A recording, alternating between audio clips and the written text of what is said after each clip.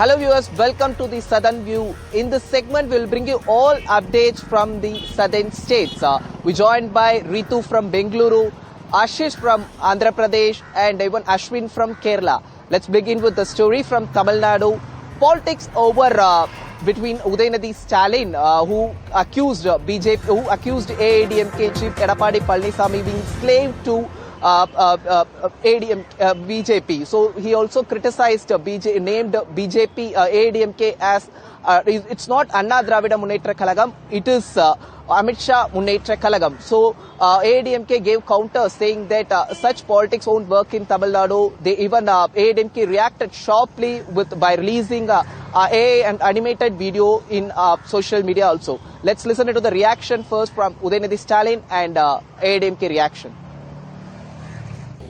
ஆனால் இங்கே எதிர்கட்சி தலைவர் இருக்கிறார் திரு எடப்பாடி பழனிசாமி அவர்கள் இன்னைக்கு அவர் மொத்தமா டோட்டலா அமித்ஷாவோட காலில் சரண்டர் ஆயிட்டார். அண்ணா திராவிட முன்னேற்ற கழகம் என்பது இன்னைக்கு அமித்ஷா திராவிட முன்னேற்ற கழகமாக மாறிடுச்சு.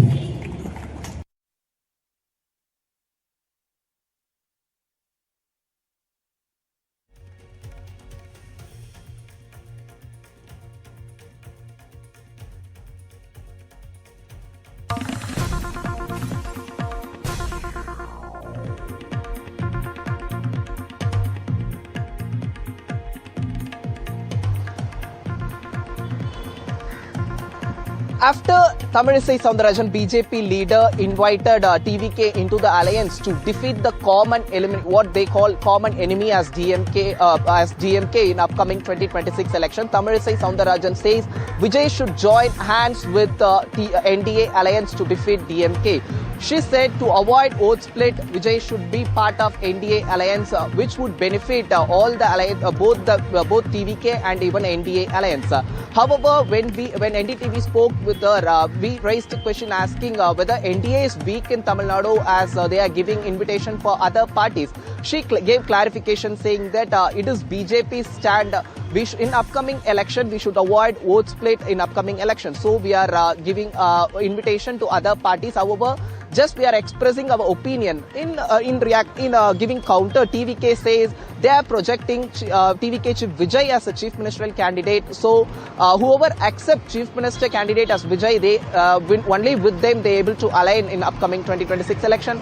Let's listen to Tamilisai Soundarajan exclusive bite to NDTV. நாங்க விமர்சனம் செய்யறதுக்கு முன்னால நாங்க அவர் சொன்னதுக்கு தான் விமர்சனம் செய்யறோமே தவிர நாங்களே சொல்றேன். நானே ஒரு பேட்டியில சொல்லியிருக்கேன், தம்பி விஜய் அவர்கள், நீங்கள் தேசிய ஜனநாயக கூட்டணியில சேர்ந்தீங்கன்னா ஒரு நல்லது நடக்கும். தனியா நின்று நீங்க பிரயோஜனம் இல்லை, இல்லைன்னா நீங்க சினிமாக்கு தான் போகணும். அதனால நீங்க ஒரு அரசியலுக்கு வந்தோம்னா நாம எதை சாதிக்க நினைக்கிறோம் அதை சாதிக்கணும்ல. அதுல என்னன்னா இன்னைக்கு நிர்மல்குமார் போன்றவர்கள்லாம் நாங்க தனிப்பெருமாற்றம் 35%, 45%, சும்மா பர்சன்டேஜ் கூட்டிட்டே போலாம். பெர்சன்டேஜ் மட்டும் வாக்கு இல்ல, ஒரு தார்மீக கடமை. தமிழகத்துல திமுகவை எதிர்க்க வேண்டியது ஒரு தார்மீக கடமை. தமிழகத்துல திமுக வீட்டிற்கு அனுப்ப வேண்டும் என்பது ஒரு தார்மீக கடமை. அதைத்தான் விஜய் சொல்லுகிறார். அதில் எனக்கு மகிழ்ச்சி. விஜய் தொடர்ந்து திராவிட முன்னேற்ற கழகத்தை தீய சக்தி என்று சொல்வதை நாங்கள் வரவேற்கிறோம். உண்மையிலேயே தீய சக்தி தான், வீட்டிற்கு அனுப்பப்பட வேண்டிய தீய சக்தி. ஆனா அந்த தீய சக்தியை வீட்டுக்கு அனுப்ப வேண்டிய சக்தி நமக்கு மட்டும் இருக்குதா? அந்த சக்தி உடையவர்கள் NDA-ஓட நம்ம சேரணுமா? ஏங்க அவருடைய கட்சி கருத்து சொல்றாரு. எங்களுடைய நான் தான் தெளிவாக சொல்லிட்டேனே, திராவிட முன்னேற்ற கழகம் மக்கள் விரோத அரசாங்கம். அந்த மக்கள் விரோத அரசாங்கத்தை அகற்றக்கூடிய ஒத்த கருத்துடைய கட்சிகள்லாம் எங்களோடு தேர்தல் நேரத்தில் கூட்டணி அமைக்கலாம் என்று ஏற்கனவே தெரிவித்துட்டோம்.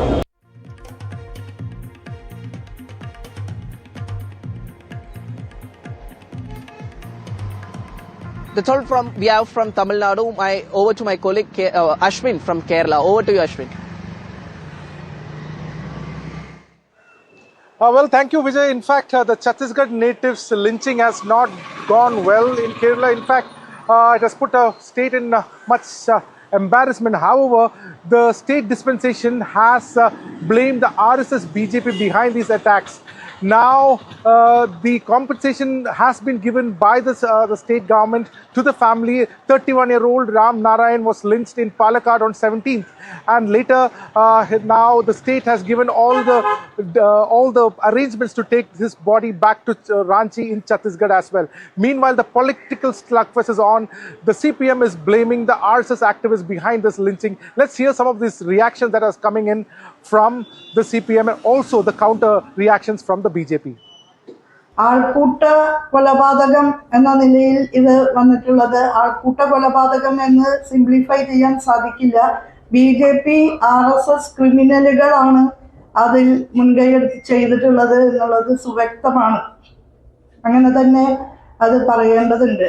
ഉത്തരേന്ത്യയിലൊക്കെ ദിവസമെന്നോണം ആവർത്തിക്കപ്പെടുന്ന ആൾക്കൂട്ട കൊലപാതകങ്ങൾ പലതരത്തിലുള്ള പാവപ്പെട്ടവരെയും ജാതി ശ്രേണിയിൽ പിന്നിൽ നിൽക്കുന്നവരെയും കൂട്ടമായി ആക്രമിക്കുന്ന പ്രവണത BJP ശക്തിപ്പെടുന്ന സ്ഥലങ്ങളിലൊക്കെ കണ്ടുവരുന്നതാണ്. അത്തരം അനുഭവങ്ങളുടെ ആവർത്തനമായിട്ടാണ് നമുക്കിതിനെ കാണാൻ സാധിക്കുക. വാളയാറിലെ ആൾക്കൂട്ട കൊലപാതകത്തിൻ്റെ പിന്നിൽ RSS BJP ക്രിമിനലുകളാണ്. അത് പകൽ വെളിച്ചം പോലെ വ്യക്തമായിട്ടുണ്ട്. പക്ഷേ ഒരൊറ്റ മാധ്യമവും അത് വിശദീകരിക്കുന്നില്ല, അത് പറയുന്നില്ല. പ്രശ്നമായിട്ടുണ്ട് എന്ന് മാത്രം ഇങ്ങനെ പറഞ്ഞ് നടക്കുകയാണ്. നിങ്ങളെല്ലാം സത്യസന്ധമായ രീതിയിൽ പരിശോധിക്കണം. RSSന്റെ നിരവധി കേസുകളിൽ പ്രതികളായിട്ടുള്ള वैसे तो केरल की सत्ताधारी पार्टी लेफ्ट पार्टीज चिल्ला चिल्लाकर मॉब लिंचिंग पर बड़ी बड़ी बातें करती है, और उनके राज्य में जब इस प्रकार की घटना वो भी एक दलित व्यक्ति के साथ होती है तो अपनी कानून व्यवस्था की नाकामी को स्वीकारने के बदले, अपनी टोटल फेलियर और इनकॉम्पिटेंस को स्वीकारने के बदले वो फिर से अब डी से किसी और पर दोष डालो और डाइवर्ट करो, इसमें लगे हुए हैं. आपकी जिम्मेदारी थी कि ये मॉब लिंचिंग ना हो. आपकी जिम्मेदारी थी कि कानून व्यवस्था चौकन्ना रहे. It was very unfortunate that a laborer from Chhattisgarh was brutally killed by a mob. This is an insult to the entire Kerala. We are all expressing our sorry towards the family and the entire people of Chhattisgarh. This is not Kerala. The opposition in Kerala demanded to the Kerala Chief Minister to initiate sufficient action against the culprits, and we requested the government to make a help to the poor family of the deceased person. Well, that's all we have from Kerala. In fact, we have some breaking story that is coming in from Telangana. Over to my colleague Uma Sudhir. Uma, there's some breaking story with regarding a phone tapping. Let's hear more. Thank you, Ashwin. Over to Uma. The big breaking news on the Telangana phone tapping issue. Union Minister Bandi Sanjay has reacted to reports that suggest that the top leadership of the BRS, including former Chief Minister K. Chandrasekhar Rao, could be summoned by the special investigation team that was reconstituted with Hyderabad Police Commissioner V.C. Sajjanar as the person heading it. It's a 9-member committee, and reports suggest that after interrogating former Chief Secretary Somesh Kumar, former Chief Secretary Shanti Kumari, as well as Intelligence Chief Naveen Chand, now they could be calling in or issuing notices to the political leadership. So far, we have not seen the political leadership being brought within the ambit of the investigation, but what we understand is that with certain statements that have been recorded, including of Radhakishan Rao, who was arrested in this particular case, who had indicated that the top leadership of the BRS had given instructions. It is on that basis that notices could be issued. What Union Minister Bandi Sanjay has said is that instead of restricting it to only the political surveillance, the investigation should also extend to the money that was financial extortion that happened during that period.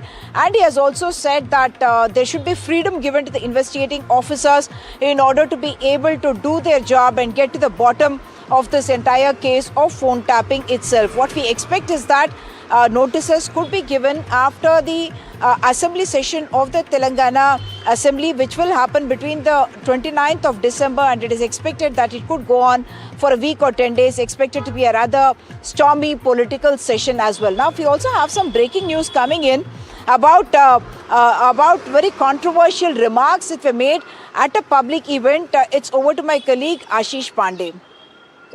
You're absolutely right, Uma. In fact, actor Shivaji, one of the renowned actor of film industry, he has made a remark which is attracting a lot of criticism. In fact, during the pre-launch event of his movie is releasing tomorrow on Christmas, and there, while addressing the gathering, addressing the crowd, addressing the fan, he made several comments related to the dressing of female or women actor and actress.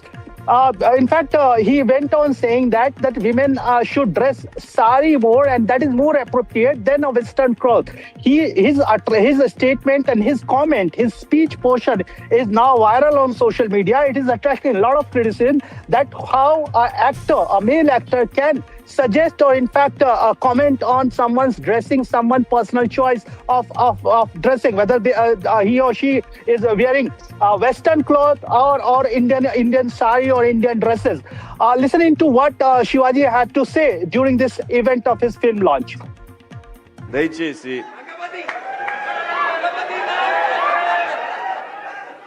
ఇంకో విషయం చెబుతున్నా, అమ్మాయిలు హీరోయిన్లు ఏ బట్టలు పెడితే వేసుకొని పోతే మనమే దరిద్రం అనుభవించాల్సి వస్తమ్మా.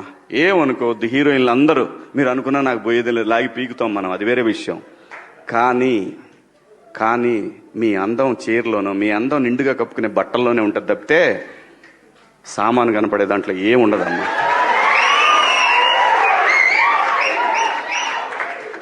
అవి వేసుకున్నంత మాత్రాన చాలా మంది చూసినప్పుడు నవ్వుతూ అంటారు, కానీ దేత్రముండ ఎలాంటి బట్టలు ఎందుకు వేసుకుని కాస్త మంచి వేసుకోవచ్చుగా, బాగుంటావు కదా అనే అనాలనిపిస్తుంది లోపల. Over to you, Uma. Thanks, Ashish. Some breaking news that's coming in from Pet Bashirbagh area, which falls under the Cyberabad Commissionerate here in Telangana. Here the reports of a 7th class student who was beaten up by 9 10th class students, and what is even more shocking is that this is said to have happened on the directions of the school principal, who has been identified as Krishna. What we are told is that this 7th class student was asked by his teacher to go on some bicycles whose puncture was a very regular complaint in the last few days, and when he was examining the cycles, another teacher thought that it is this 7th class student who is up to some mischief and took him to the principal, after which the principal ordered these 9th class students to beat him up. When the boy came back home and complained to his parents, they were shocked by the kind of thrashing that he had got, and they have lodged a formal complaint. What we understand is that Principal Krishna is in fact also the Mandal Education Officer, which is ironically a post which is supposed to look after the studying and welfare of students in schools in that entire region, not just the single school that he was principal of, but the entire Mandal itself. And he ordering this is something that has shocked the neighborhood, and there are now demands that this principal should be suspended and action should be taken. I spoken to the Pet Bashirbagh Circle Inspector, who told me that an FIR has been registered under the Juvenile Justice Act as well as under the BNS for case of causing simple injury, and the parents certainly very agitated about a principal being involved in ordering a corporal punishment by some of the students against a younger student. Moving on now to my colleague Ritu in Bengaluru. Ritu?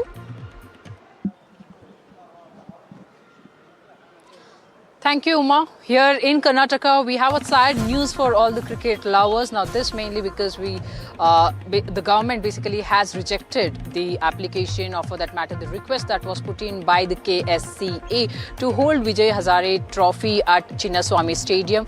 Now, remember, we've been seeing how that the KSCA recently appointed newly body was continuously trying to meet the state government, requesting them to allow them to conduct the matches here in the right in the center of the city at Chinnaswamy Stadium. But apparently it's a sad news therein because the committee that was formed by the Home Minister G. Parmeshwar has now rejected the whole of that permission that the stadium was basically seeking to conduct these matches. Now the Vijay Hazare Trophy matches were supposed to start from tomorrow. Now there are various reasons that have been quoted here. There was of course a Kuna report that was also given to the state government for which that the KSCA will have to abide by. Now the committee has apparently found that nothing major changes have really taken place in terms of the safety of the audience, and one of the biggest reasons why they really cannot allow the cricket matches to be conducted at the stadium. Now needs to be seen how in the coming days that the KSCA is really going to bring in these changes at the stadium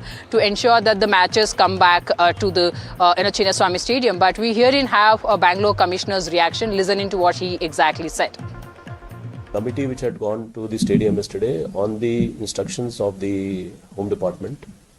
Different departments had gone, including Fire, BESCOM, PWD, Health, GBA and the police. As per the report of the departments, the permission has not been granted for match tomorrow. There are various, it is under consideration. The committee has given a detailed report, but as of now, the permission is not granted. What will really Venkatesh Prasad, the newly appointed chief of the KSCA, is really going to do in this matter? That needs to be seen because a lot of cricket fans are really awaiting for the matches to come back to Chinnaswamy Stadium. So that needs to be seen. But however, we have another news that's again about the Bengaluru's crumbling pedestrian infrastructure, which has often been in the news. Now this time it is not about the potholes, the poor roads, but about the footpaths. Now a day after a video of that was shared by the foreign national on the social media platform went viral, where that a toddler was basically seen struggling to navigate through the poor footpaths, the unsafe footpaths. NDTV really did hit the ground to bring you what really the unsafe footpaths really look like here in the city. Watch this ground report that I tried filing for you. Bengaluru infrastructure is often in news. Now this time there's a debate that's been ignited over unsafe footpaths here in Bengaluru. Remember, there was a video of a toddler seen struggling on the footpaths because either there are slabs missing, there are broken slabs, there are encroached footpaths as well, which makes it really difficult for one to navigate through those footpaths. Now for a ground reality, NDTV is on ground to bring you that reality. You see, we are right now in Bengaluru's SJP area, and there you see either there are slabs missing, there are debris around those on the footpaths. Not that, this is quite shocking for us to try and understand how there are encroachments. Now there are shops on one end, you have the vehicles being parked on the footpaths. Now how does one really have to use these unsafe footpaths are the multiple questions being raised at this point in time. This really makes it difficult for toddlers, obviously for the senior citizens as well. Now a lot of them are forced to take roads because footpaths are either encroached, slabs are missing, all that unsafe footpaths therein. Remember, this might also lead to an accident when one is really forced to take roads rather than footpaths. How do the senior citizens or basically children use these kind of footpaths? We are seeing how there are multiple incidents that are coming to the fore regarding footpath. When have you placed a complaint? You've never heard back from the GBA or the civic body or anyone? We've placed complaints, I think, from September. And we've got messages saying that it will be taken care of. Someone has been assigned, but nobody's come. And now it's almost 4 months, and it's like this. We've had almost 8 or 9 people almost falling into this. Probably, I think during the Diwali holiday, somebody had already fallen into this also. Day before yesterday, I saw there was a gutter open over here itself, and we could see the water flowing out there.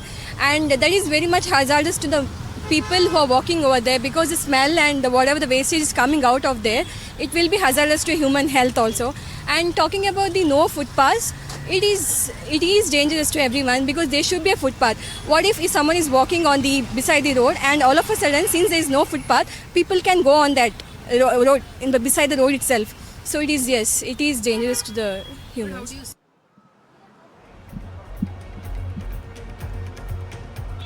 One or the other day, we keep seeing these kind of videos going really viral from the IT city Bengaluru, but needs to be seen the city's civic body, how they will ensure to provide safe footpaths to pedestrians. But that's all we had here on Southern View for you. We will try and bring you more updates in our next show. But right now, we are slipping into a short break. Now, of course, I thank all my colleagues who have joined from the different parts of South India, Uma, Ashish, Ashwin, as well as Vijay from Tamil Nadu. But you stick around for the more news updates.